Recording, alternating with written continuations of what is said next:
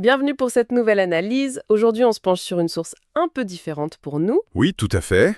Pas un long article, pas une étude complexe, mais Juste 7 versets. 7 tout petits versets tirés de l'Évangile selon Matthieu au chapitre 9. et c'est la traduction de Louis II qu'on va utiliser comme base. Exactement.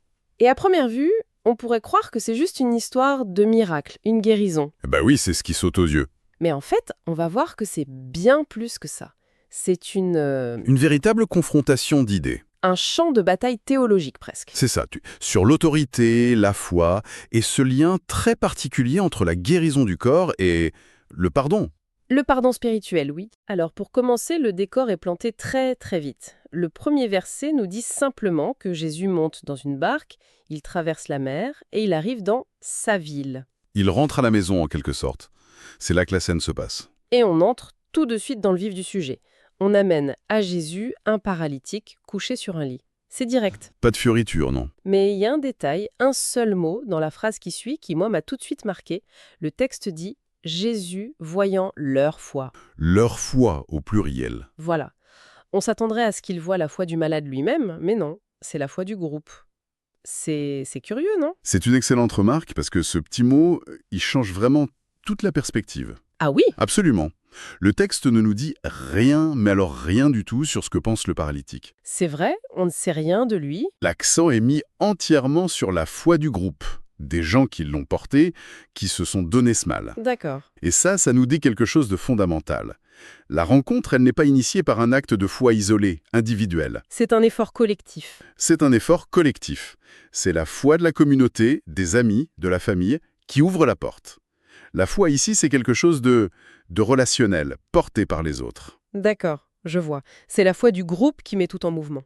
Mais alors, la réaction de Jésus est d'autant plus étrange. On peut dire ça, oui. Face à cet homme, à cette foi évidente de ses proches, on s'attendrait à ce qu'il dise « Lève-toi et marche ». C'est logique. C'est ce qu'on attend d'un guérisseur. Or, il fait quelque chose de complètement différent. Il dit « Prends courage mon enfant, tes péchés te sont pardonnés Et là, ». Quel est le rapport? Pourquoi ce détour par les péchés avant de parler de sa paralysie?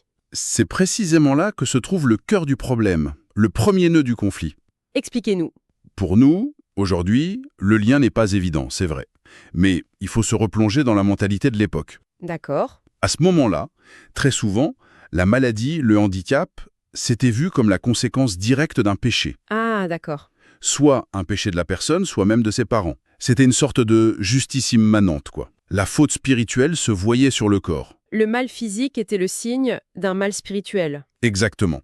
Donc, en parlant d'abord du pardon des péchés, Jésus ne s'attaque pas juste aux symptômes, la paralysie. Il va à la racine. Il va à ce que tout le monde considérait comme la racine du problème.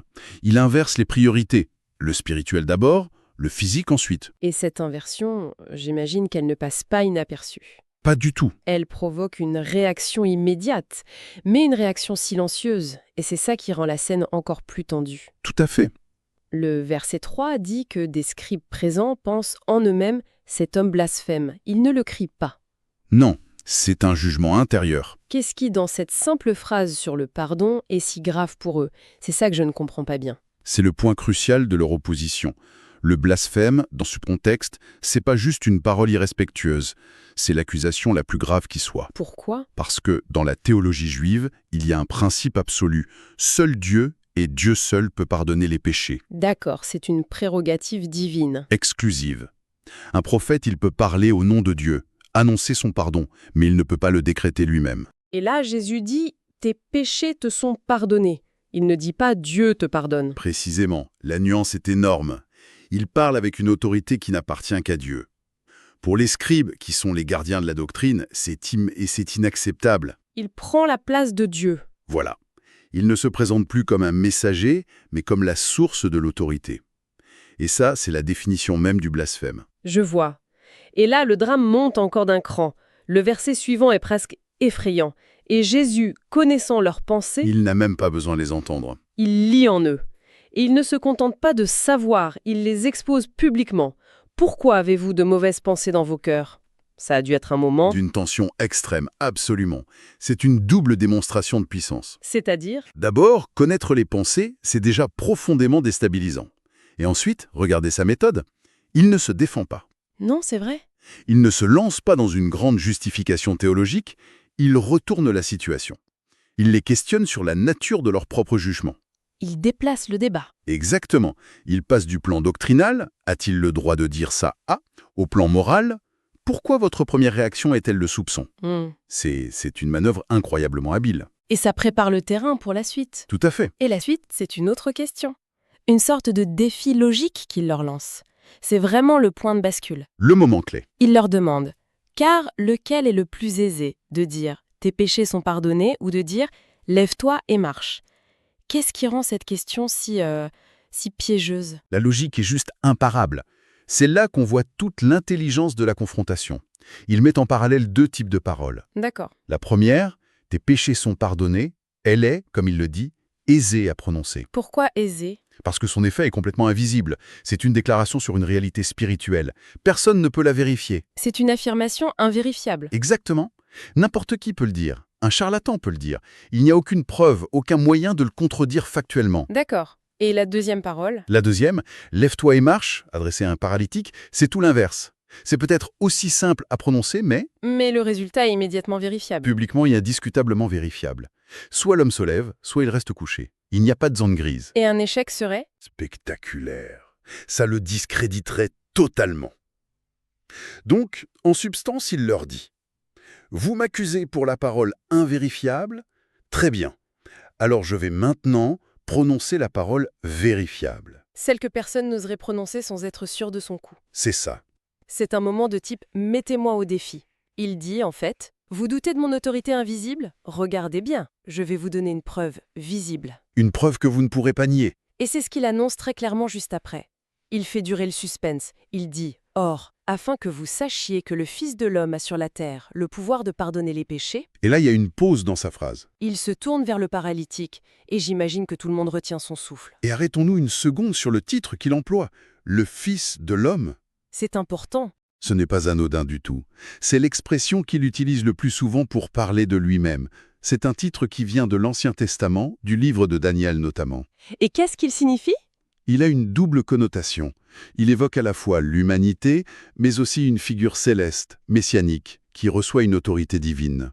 Donc, en utilisant ce titre à ce moment précis, Il place l'enjeu au plus haut niveau possible.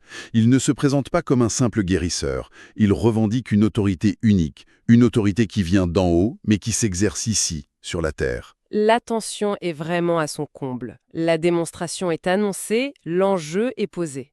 Et l'ordre tombe. Il est en 3 parties, très simples, très concrets. Oui, très pratique. Lève-toi, prends ton lit et va dans ta maison. Ce n'est pas juste « sois guéri », c'est une suite d'actions. Qui prouve une guérison complète et fonctionnelle. Il doit se lever, être capable de porter l'objet qui le portait lui et marcher pour rentrer chez lui. Aucune ambiguïté possible. C'est une instruction qui anéantit tout doute. Si une des étapes ne fonctionne pas, le miracle est un échec. Et la conclusion au verset 7 est d'une sobriété presque cinématographique. Oui, c'est magnifique. Ça contraste avec l'intensité du débat qui précède. Le texte dit juste « Et il se leva et s'en alla dans sa maison Point. Fin de la démonstration. L'acte visible a eu lieu, la preuve a été fournie. ». Ce qui est fascinant finalement, c'est que cette guérison spectaculaire, ce miracle, n'est pas l'événement principal. Non, pas du tout. C'est presque un accessoire. C'est la conclusion d'un argument. C'est exactement ça. La guérison physique n'est pas la finalité, c'est le moyen, c'est le signe tangible, visible, qui vient valider une vérité spirituelle invisible. Donc, en réussissant le maths le plus difficile et vérifiable, Il prouve rétroactivement qu'il avait bien l'autorité pour accomplir l'acte le plus aisé à dire, mais le plus audacieux à revendiquer. Pardonner les péchés.